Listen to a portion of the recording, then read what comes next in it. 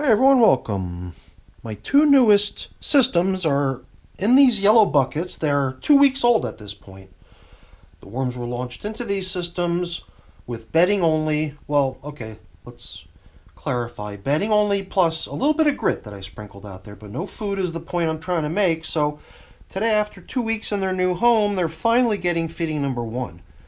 But let's not forget, what we did last week was the worms launched into there were removed from their old home. Then there was a number of to-do items that I left for myself, which was to empty the two bins into a single container, which is exactly what I did here, and then deploy a bait box, which is what's under the plastic. And the idea here was to begin today's check-in by reuniting the stragglers that have gathered in the bait box with the worms in the buckets.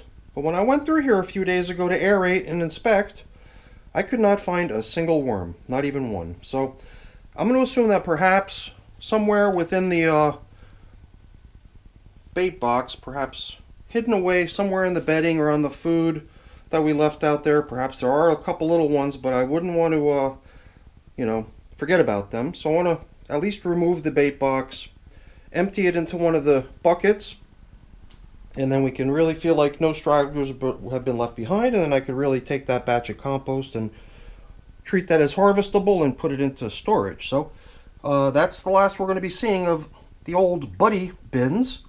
The buddy buckets, I guess, if we're going to call them that, are to be fed now. So I've got some yummy foods for them. Let's get them up on the bench and get to work.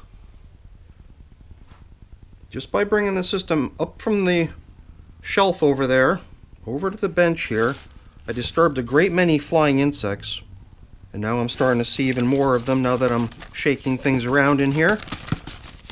And it's the same story over in bucket number 4. This is bucket number 3. We're going to start by applying some of this mosquito dunks, which does a really nice job controlling the flying insects. And I don't recall if this was added to the system when we set it up. I did sprinkle grit out there for the worms just in case they might need some, but I don't recall if I treated it with the mosquito dunks. So check out this large assortment of delicious foods we've got for these little guys. From what I remember, we hauled out a good many worms from the buddy bins to launch these two new systems. And if you weren't with me on that last video, I can certainly leave a link for you up in the corner so you can go check that video out from when this system got launched 14 days ago.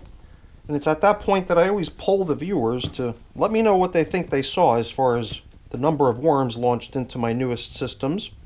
So there too, I followed the same routine of polling the viewers, and if you haven't had a chance to kick in your estimate for how many worms you believe live here in buckets 3 and 4, then I'd love to hear your input and your thoughts. So please follow the link in the corner of the screen and check out the system launch and give me your estimate for how many worms you believe were placed into here. Alright, so on the top layer there, I had to work my way through a good many freshly deposited castings that the worms have been laying out here for us. And then I finally made it down into the bedding that makes the system up. Now I'm kind of curious to see if down there we're going to see worms, or are there more likely to be worms just in that familiar layer that is up on the top that came with the worms from their old home. Because sometimes it takes brand new bedding a little bit of time to break into the point where worms feel comfortable enough to move in. So I'm not going to treat the absence of worms down low as an issue. I mean, if it persists and they never move in, there could be something with the material, that it's tainted or something, but I don't believe that that's the case. So let's proceed to giving them their meal. I've got a couple paper towels over here that I'd like to do away with. So each system will get one of those as a foundational layer.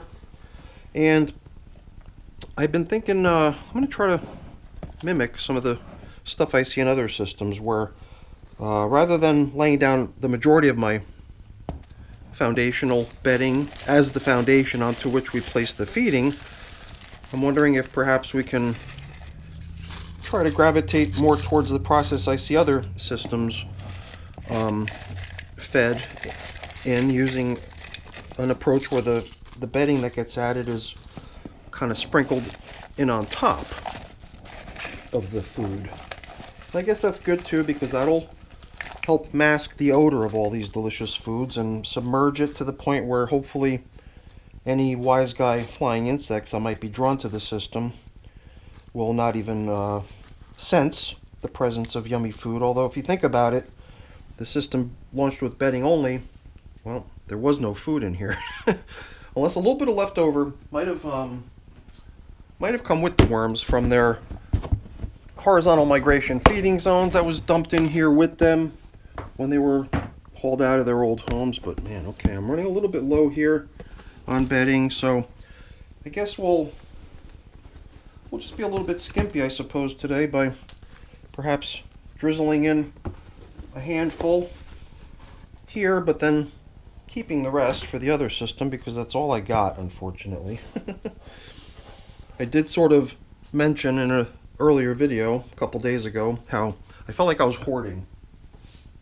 I felt like I was hoarding my my prepared bedding since I was running so low, and then I didn't even have a supply of shredded paper cardboard with which to make more, but I've since remedied that. I actually got around to shredding, so I think I'll have to make some more soon. Look at all that nice fluffy fresh castings.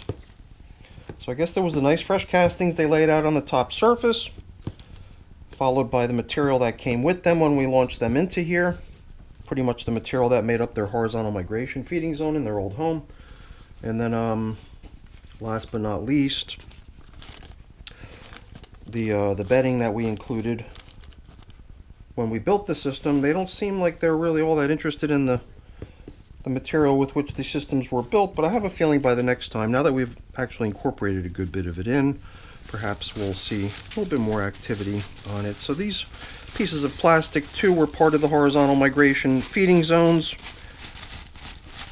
just covering the feeding zones to keep them nice and damp and cozy. And I was worried that there might be a couple worms hanging out on this. That was the only reason I left it in here, but now that it's been sitting out on top and pretty much dry, it's free of worms, so I'm taking it out.